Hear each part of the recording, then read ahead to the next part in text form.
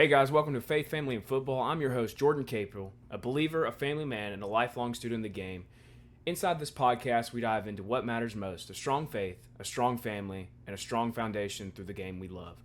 Every episode will share stories, lessons, and encouragement to help you lead with purpose on the field, at home, and in your walk with God. And at the end of the day, coach with confidence. Let's get after it. Hey guys, and welcome back to the Faith, Family, and Football podcast, where X's and O's meet faith, grit, and leadership. I'm your host, Jordan Capel, and today we're going to be diving into a hot topic that gets defensive minds fired up. We're going to be talking about why run a 3-4 defense in football.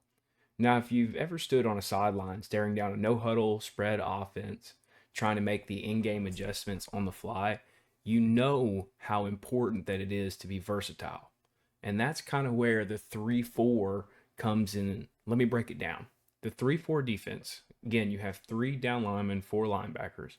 It's a little unconventional if you're constantly used to seeing a 4-man front. But there's a reason that so many teams have gone to 3-man fronts. It's all about flexibility, disguise, and speed. With the 3-4, you actually get more athletes on the field, okay? Those 4 linebackers, those guys are hybrid players. You can blitz them, you can drop them into coverage, or you can move them around just to confuse the quarterback. The offense doesn't know who's coming or who's backing off, and that really creates hesitation. And in football, when a quarterback hesitates, a lot of times it means that you're about to have a really productive play on the defensive side of the ball.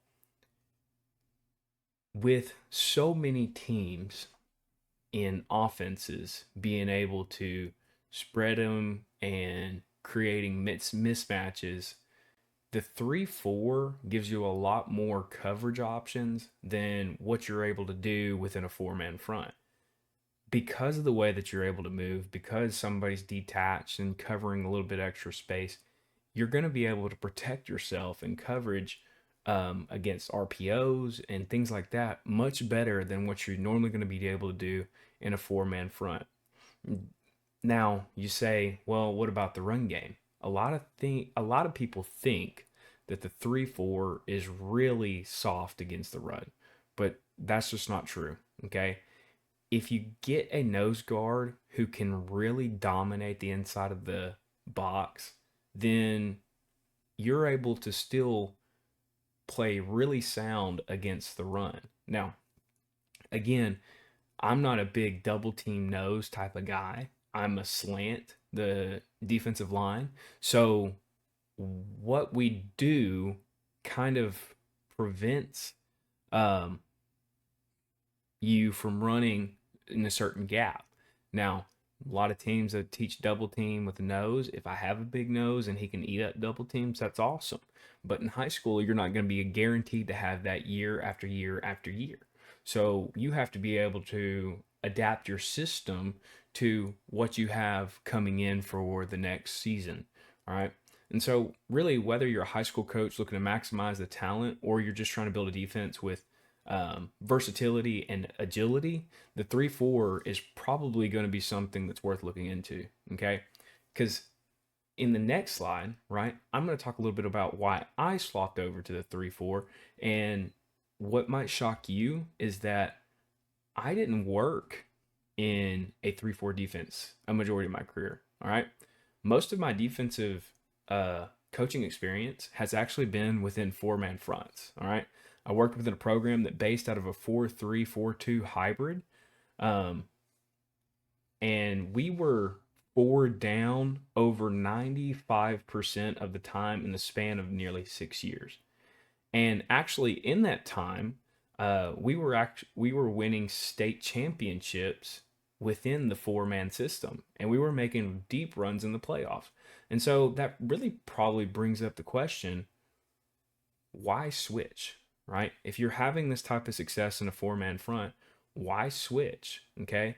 Well, as you begin to go deeper into the playoffs and you kind of get out of your normal conference schedule, you find that people do a lot of different things to make you line up incorrectly or just trying to overload one side of the ball.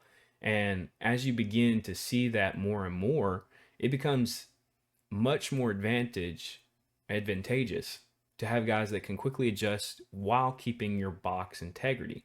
And when you're going into a four-man front, you have to move the line, right? The line shifts. And a lot of times when the line doesn't shift correctly, it creates holes, all right? And what I started doing is trying to figure out how can I line up with these three guys and allow the four people standing up to make corrections based off of that. And so as you begin to see more and more of the funky formations, it becomes more advantageous to have a base defense that allows you to shut down any style of offense. And me personally, I like playing with two high safeties for most of my downs. I like to have two high shell, and I don't like teams forcing me. I should say quotations, forcing me into a one high look. A lot of teams are just doing that to try and get you in a single high safety look. And so by doing adjustments in a three-man front, I have the ability to move pieces that are already standing up to come help in situations where in a four-man front, you might possibly have a hole or be forced into a one high safety look, even though I don't like it.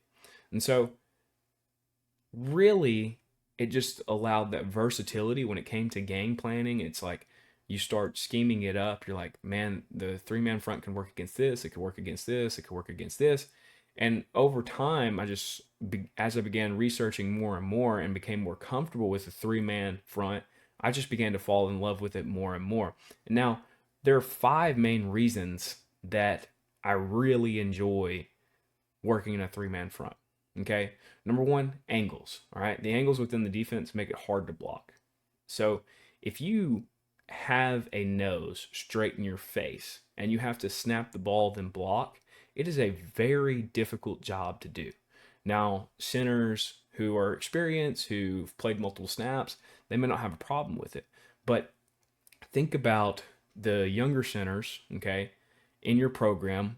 Are they able to do it? Are they able to snap and then step correctly and win the gap? And if you're being honest with yourself, a lot of times the answer is no when you're talking about young, inexperienced centers.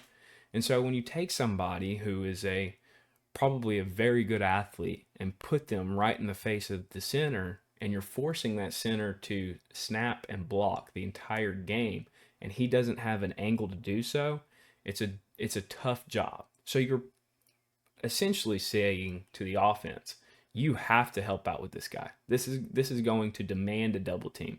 It's just very similar to having a three tech, right? The three tech's generally supposed to demand the double team, okay? But with the nose, now you have the threat of being able to go to both sides of the ball, and you're not limited to one side. And so that angle makes it hard for the center to block him by himself, okay? Now,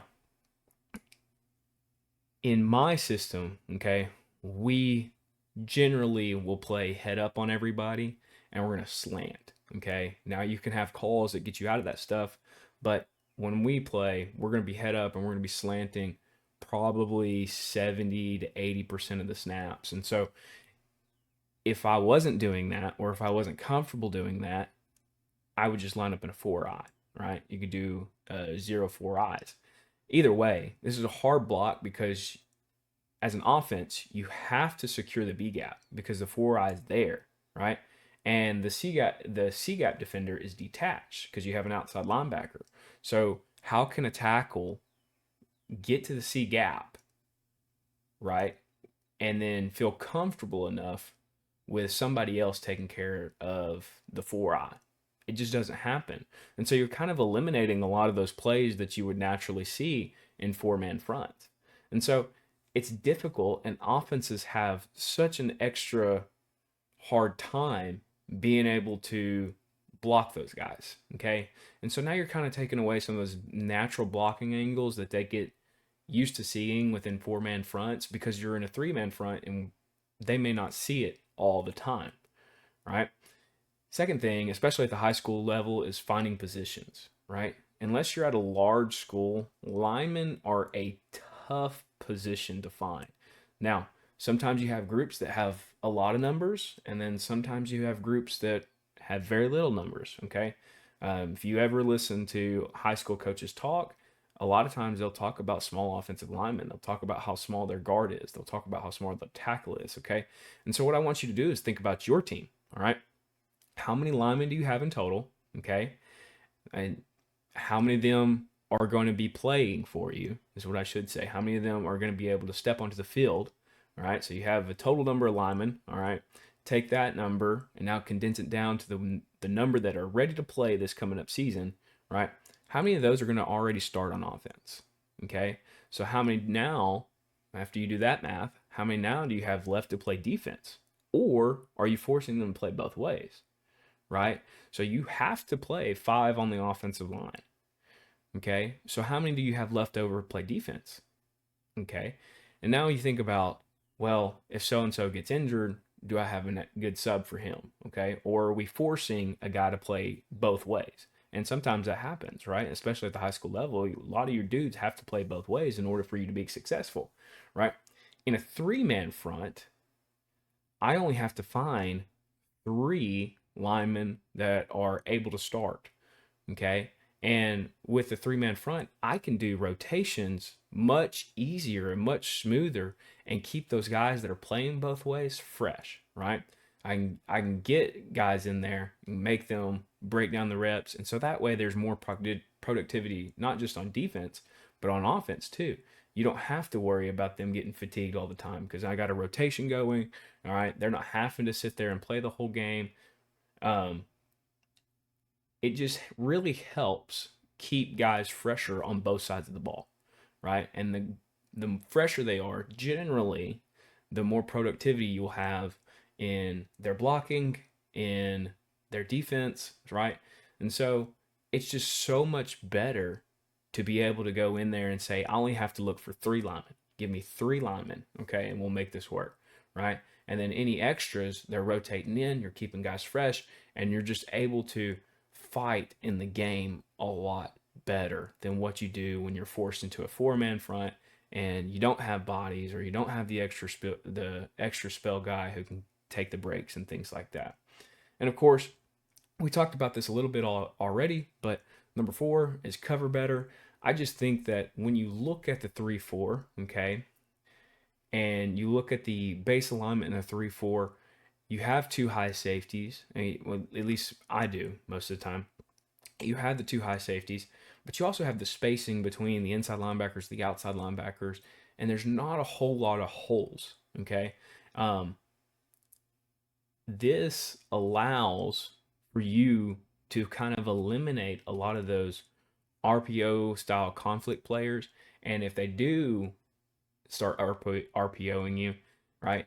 Depending on what system you use, there's a lot of fixes for RPO conflicts inside of a 3-man front. There's just a lot of them, okay?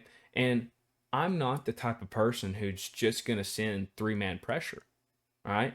We send a lot of pressure. Now, I generally will send 4-man pressure or 4-man rush. I don't always send 5-man. I've done it enough to where you have to be prepared for it on film. But most downs, I'm sending 4-man pressure. Okay, and so the beauty of the 3-4 is you're still sending 4 rushers, but you just don't have a clue where the extra rusher's coming from. And by doing this, I can still run almost any coverage and stay in a 2 high safety look. And so you really have no clue what we're going to be doing. Are we going to be running quarters? Are we going to be running cover 2, cover 3? You have no clue. We're mostly a vision and break team, but sometimes we can get in man. And so we're going to be sending pressure, but our coverage rules are always sound because we're not sending somebody who creates a hole all the time. And if we do, I have enough bodies to where we can spin down, replace him, or the corner can absorb his spot and the safety can play over the top. There's just a lot of fixes within the 3-4 system where you might have limitations in a 4-man front because you're sending 5 instead of 4 if you're blitzing a backer. And I think that is a beautiful thing with the way that the game has been changing, is just so many teams, so many people are figuring out ways to throw the ball and throw it really well. I think that you have to be able to cover and protect yourself on the back end so much better than what you had to do in the past, right? Your greatest passing threat is no longer just tight end waggle. Okay, that is a beautiful pass play, and you got to be able to defend it against a lot of teams. But that's not the only pass play anymore. Like if you can see an offense, and that's not the only thing that they run anymore. And so now you have to be able to week by week be prepared to play against different passing teams and passing schemes while maintaining your box integrity, your coverage integrity, and just getting your kids to play it efficient enough week in and week out to where you're not having a crippling defense when you're sending pressure. And so that kind of bleeds over into the last point is pressure. And this is really a combination of everything above. Okay. Um, I think that, you know, if you're looking at the 3-4, okay, you have to be willing to send pressure. You have to. You're not going to be able to get a lot of productivity with a 3-man rush all the time. Okay. And I enjoy sending pressure, which kind of led me to do this. Okay. I like sending pressure. I don't like sending 5 men very much, but I do like sending 4 men. And so in the 3-4 system, I can send a linebacker and still have 7 dudes who are getting their reads and going to the play while the other 4 are executing the blitz. The pressure packages and the ability to send pressure is unmatched when you compare them to a 4-man front. Okay, if we go back to those angles, I have outside linebackers, inside linebackers, and I can send 2 of those guys at the same time, and I only have to spin down and replace the outside linebacker and make sure that we still maintain force. And I think that when you begin to really investigate the beauty of the blitzes that can happen within the 3-man front, you begin to appreciate it so much more. And you figure out how much more difficult it is when you have to defend against it, because now you're really testing the offensive line rules. Okay. They're so used to seeing 4-man fronts, and this guy's going to anchor the C gap, this guy's going to anchor the B gap. And when you begin to stunt and do those things more consistently, right, it makes it very challenging for those teams that are just in ruts of seeing the same defense, the same scheme, and now all of a sudden you've totally tested their rules.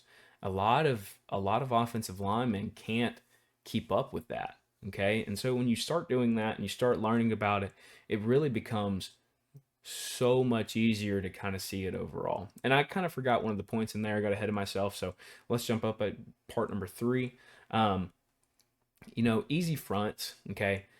This is a beautiful thing as well. So it kind of ties it into it all. But you are able to get in almost any front look you want within a base 3-4 defense. So I can have a single call, okay, say single call that gets me into a 4-3 look, a 4-2 look, or a 5-2 look. And those are one-word calls, and it doesn't change anything for the defense.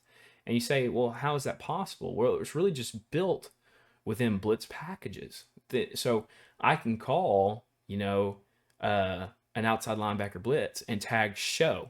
All right.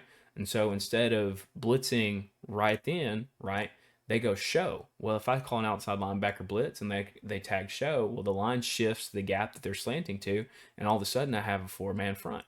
Now it's a 4-2. Okay. Or sometimes it's a 4-3. If I send an inside linebacker boom and I tag show, now we look like we're in a 4-3.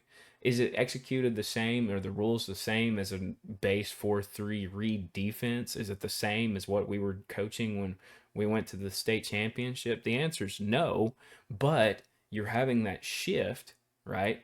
You're eliminating gaps.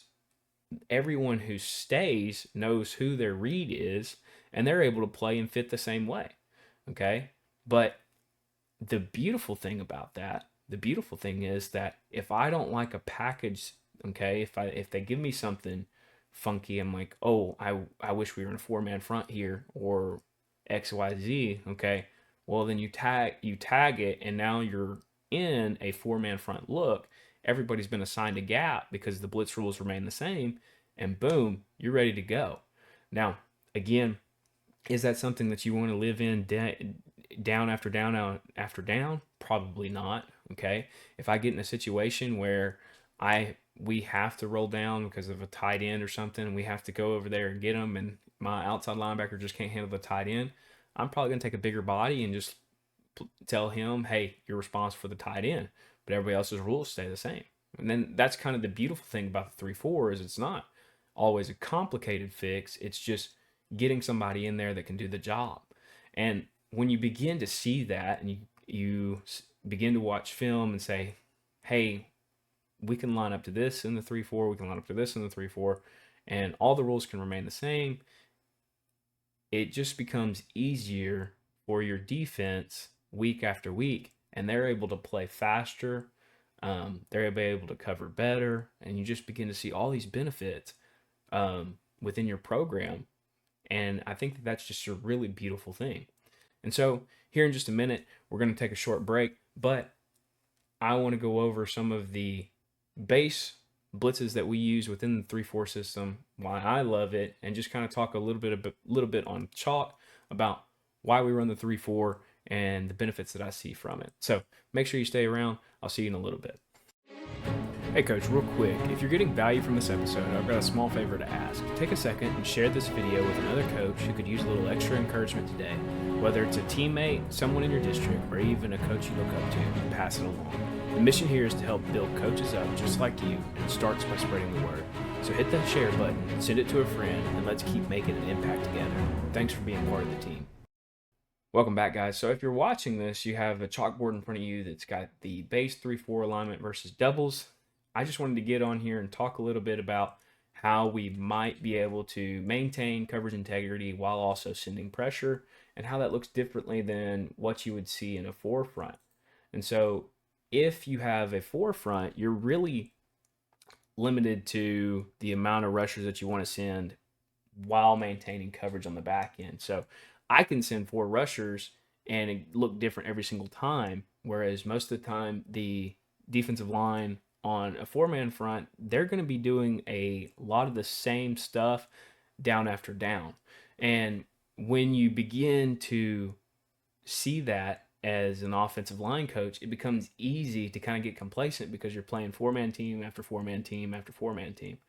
When you experience a 3-man front and the blitzes that can happen within 3-man front, it kind of becomes more terrifying because now you don't know which extra backer is coming, especially if they're a high blitz team. And so what I want to go through is just kind of show you how we can blitz 4-man pressure and it look different, several different ways. And so I just want to get on here. So if we send our outside linebacker away from the tailback, okay, so the tailback's here, we're sending him away from the tailback.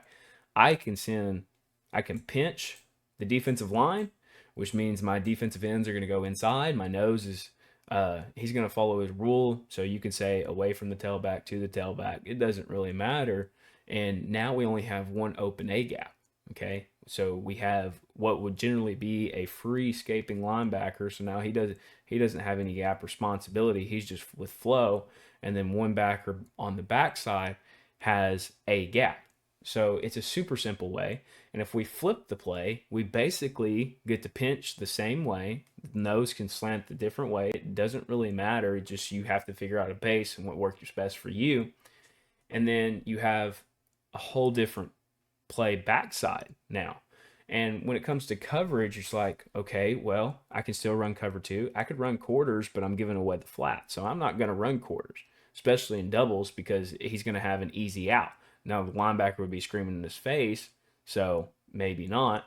But you could also run cover 3. This guy could absorb, corner could bail, and then you're taking care of your flat. There's so many opportunities of different coverages that you can run just in that one package where I'm sending outside pressure. So I could send outside pressure either side, either to the tailback side or away from the tailback side.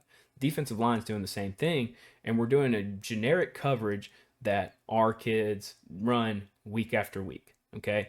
And so now what happens if I send inside pressure? If you go and send inside pressure, so we have generic 4-2 blitz. We could go, let's say, Astro call, which would be A gap blitz. All right. And so we go Mike Astro. Let's pretend that this is the Mike. Okay. And with the defensive line, I can go ahead and go slant one direction. So let's say we slant here. Boom, boom. If I wanted to pinch again, I could pinch again, and the nose would just get a Ricky or a Lucky call, tell him right or left, doesn't matter. Okay. And then the Astro guy would fit off him. So now I have a 4-man rusher, looks different. Okay. The beautiful thing about this, or this front, is it's very easy to cross blitz it. And so what I mean by that is that the Mike and the nose can swap. And so it looks something more like this. Mike is going to go to opposite A gap, and we could pinch these guys. Again, look at that. Boom, boom. All of the inside gaps are canceled out. The inside linebacker now has no gap responsibility. He's simply reading flow.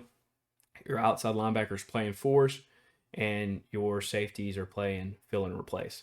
So it's a very easy way to blitz and play sound coverages, right? If I send an inside linebacker in a 4-3, now I have no middle defender unless the safety rolls down and places the middle hole. Now you know I'm going to play cover 3, all right? Or I could stay in quarters and give up the middle hole, right? If you're in a 4-2 and you send an inside linebacker, now you're going to put this extra linebacker in a conflict because he's probably going to be responsible for the running back out of the backfield. And if he flares out, now you have nobody that's going for the quarterback. And it just becomes more and more problems or if scenarios than it does become solutions. In this system, I feel like we're able to get enough pressure with the 4-man stuff and able to stop the run to where I feel safe playing a 3-man front against any style of offense. And the more you look into it, the more you look into the fixes for, well, what if they do a tight end? What if they do a wing? What if they do these things? It just becomes natural to stay in the 3-man. And if at any point I want to give a different look, well, now I just give a show call and we're blitzing, but instead of blitzing after the play, we're going to stem to it before the snap. I'm going to show the linebacker coming and we look like a 4-man front. And the only difference is now that backer's going, he knows that he's no longer a force player. He's going to play it like a spill player because the safety a lot of times is going to be absorbing for him, just depending on which blitz we do, okay, or if there's somebody out there to maintain the force. And you just have to be able to give those if and then scenarios and be able to line up and get your kids to be able to play fast. And when they can play fast, they're so much more productive than when they're constantly thinking things over, or if they're constantly changing their scheme week by week. Like some weeks they're in the 3 front, some weeks they're in the 4 front, some weeks they're, doing this or that. If the rules stay the same, and if I can blitz the same week by week, I just change my tendencies or whatever it is, then the kids can play faster because they're more comfortable, and they've been doing it since the spring. They've been doing it in the offseason. They've been doing it since last year, and that repetitiveness begins to pay off with their play. So that's just some simple things that I wanted to talk about with you. I'm going to take another quick short little break. We're going to wrap it up and talk about my advice for young coaches and things that I think can help you within your coaching journey. Coach, if you're looking to take your defense to the next level, I've got something special for you. I've just released my Dynamic 3-4 defensive playbook. This is a PDF full of blitz packages, coverage adjustments, run fits, and coaching tips that you can install immediately, whether you're facing spread teams or power-heavy offenses. This playbook gives you the flexibility and aggressiveness you need to succeed. So if you're serious about shutting teams down and confusing quarterbacks, head over to SidelineSuccessAcademy.com and grab your copy of the Dynamic 3-4 playbook. Now let's get back to our original episode. Hey guys, welcome back. In this part of the episode, we're going to be discussing some things that I want to suggest for young coaches, things that I feel can help you go a long way in the coaching industry. And these are things that can be simple to do, apply to any sport, and just help you to become the best possible coach that you can be. So we're going to talk about the 3 necessities. These are going to be focused on being patient, working hard, and then of course finding good coaches. Number 1 is being patient. Understand that your first job is not going to be your dream job, okay? And so whatever it may be, right? you're probably not going to be a head coach your first go, okay? You probably won't even be calling plays, and you may not even be coaching varsity. That's okay, right? You have to be okay with that. You have to be patient, allow yourself to gain experience and exposure within the sport, and then those types of jobs will naturally come to you over time as you get more experience and more comfortable with the sport. People will begin calling you, people will begin knowing your name. Those things will happen, but you have to give them time. And in my opinion, it is so much better to gain experience of every aspect of running a sports program before getting handed the head coaching job, right? You need to know how to handle money. You need to know how to maintain the equipment, order new equipment, take care of the paperwork. And all that stuff takes time. And if it's not done correctly, it can really kill the program. And so you have to learn those things, get comfortable with those things before you really want to step in too early and take the job. Because if you do that, if you take it too early, then you're going to have a detrimental experience that's probably going to give you a negative experience with coaching in the first place. Whereas if you would have just taken time, you would have the maturity and experience to handle those things while also coaching the sport that you love. And so the second thing is hard work. Let people see that you work hard. Let people know that you're going to be one of the hardest workers in the room. Try to find ways to make yourself seem valuable. Do the laundry, do the prep work on the field for drills, do the water, take ownership of the small things in the office, right? Don't be the coach that's found in his chair until it's time to go outside and coach. That's laziness, right? Be the coach who's up, moving, prepping everything, doing everything, tidying your desk, whatever you see that needs to be done, be the coach doing it, right? Get it done. Don't wait for someone else to do it. I think young coaches can go a long way just by taking initiative and ownership for the little things. If you're willing to do the small things for the program, then later on you're going to be handed on more responsibility within the program, and it's just going to be beneficial for you and your career. And then number 3 is find good coaches, find good guys to work under. Okay, whatever that means to you. Okay, you need to go a place that has a track record of success and get there and work with those guys, right? And when you're starting out, the term good might be a little limited, but you want to find coaches that have a solid program, they win consistently, and they produce quality young men. I think that that's extremely important. Like the type of kids they're producing. Like, are they good kids? Are they good men? Okay, where are they going, right?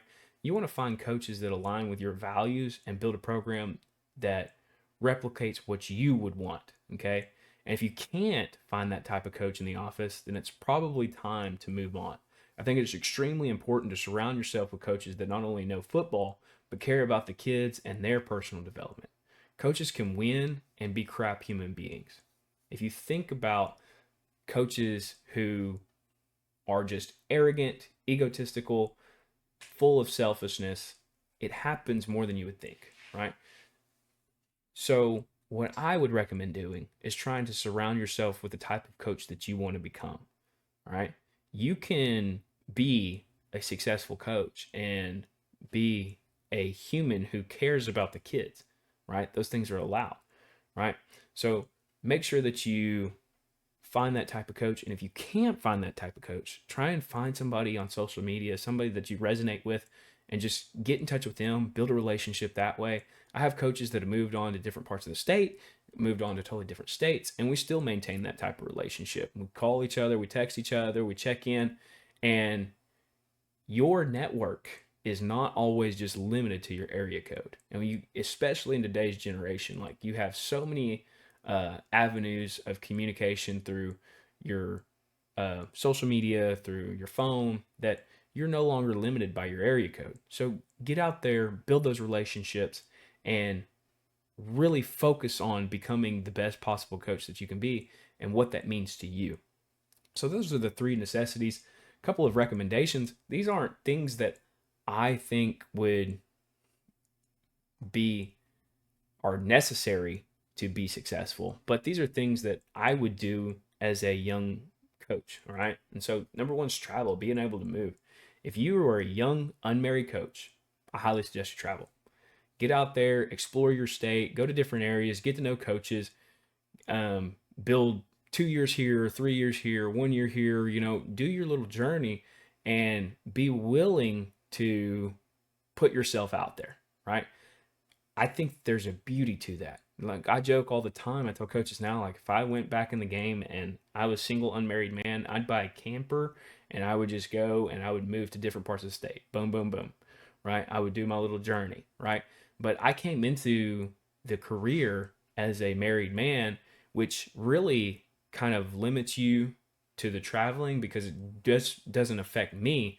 It also affects my wife. And so the things that she needs to be close to, we have to find a work location around those things. Okay. And so I think that it only gets more difficult the older that you get. Okay. Because now I don't just have a wife, now I also have kids. And so the traveling side of that, right, is very limited, right? I need to have a job that's close to my home because I don't want to move all the time, right? And so when you're young, I would highly recommend traveling. Get out there, trying to work under the best coaches you can possibly get, and just build your resume, get people, build those connections, and keep moving. And then eventually you'll find a school that you'll want to retire at, and that's just where you want to plant your roots, right? Secondly, learning as much as you can outside the office. As a young coach, you have to be a sponge for the game. Learn as much as you can at the school, under the coaches of your program, then go home and learn as much as you can at home. Invest time in videos, books, whatever you can get your hands on. Just try to grow as much as you possibly can. That will make you so much better as a coach. But it takes a lot of initiative and it's a lot of hard work. And there's several young coaches that just will not do it. They just get complacent and they go in, they work, and then they come home and they do nothing but watch Netflix. Don't be that type of coach. Be the type of coach that takes initiative on your learning and invest in yourself. All right. And the last thing is relationships. You've got to learn to start building relationships. And this isn't just relationships with coaches, right? This is relationships with players, teachers, administrators, everyone that you meet, right? It's so much more valuable to spend time nurturing those relationships than you can possibly imagine. Relationships is an essential skill. Relationship building is an essential skill that helps people feel valued and in turn makes them buy into you as a coach and your program. So when I spend time on my relationship with my kids, it generally has a greater impact within my program, right? If I spend time nurturing those relationships, it helps them buy into me, buy into the program, and in turn, they're going to play harder, they're going to play faster, they're going to play like it means something to them, okay? Because now that it does. And you do that same thing with the teachers, administrators, and everyone that you meet. You're going to have greater community buy-in, and you're going to have greater teacher relationships, and those things really pay dividends in the future, right? And I don't mean that you go in there and you do it with some like expecting something in return, because it's not about what can I get from you. It's more the service mentality of what can I do for you. And when you begin to have that type of mindset, you'll have a greater impact on your students, greater impact on the culture within your school, greater impact on the culture within your community, and it just responds a lot better. And you do those types of things, now you're going to have great relationships with people that move out from your district, and they can eventually lead to you getting new job offers and things like that. But you've got to spend time building those relationships and then working on your relationship building as a skill. So make sure that you're doing that. Those are just some baseline recommendations for young coaches, okay? And I want to leave you with this, just because we didn't talk a whole lot about the Bible today, but let us not become weary in doing good, for at the proper time we will reap a harvest if we do not give up. And that's Galatians chapter 6, verse 9. And so if you think about that and think about everything that we talked about, patience is a huge part of what you're going to be doing as a coach. You're going to have to wait. It takes time to get good at the sport. Okay. You have to invest the time. You have to invest the time in learning. You have to invest the time in growing as a coach. You have to invest time into relationships as a coach. And a lot of times it feels like we're spinning the wheel and we're just not getting anywhere. we're not getting anywhere.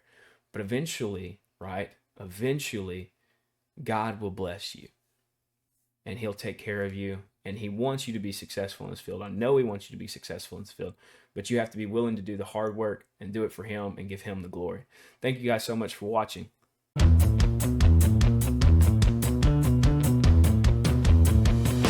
Thanks for joining us on today's episode of Faith, Family, and Football. If you got value from this episode, make sure to subscribe so that you never miss a new drop. And don't forget, head over to sidelinesuccessacademy.com to grab your free ebook, The 10 Things to Know Before You Start Coaching. And this applies to all coaches. Plus, for all my football coaches out there, you can grab my full 3-4 defensive playbook. And right now, you can save $10 with the code PODDISCOUNT10 at checkout. Again, that's PODDISCOUNT10. Thanks for hanging out with me. Stay strong in your faith, lead your family, and coach with confidence. Catch you next time.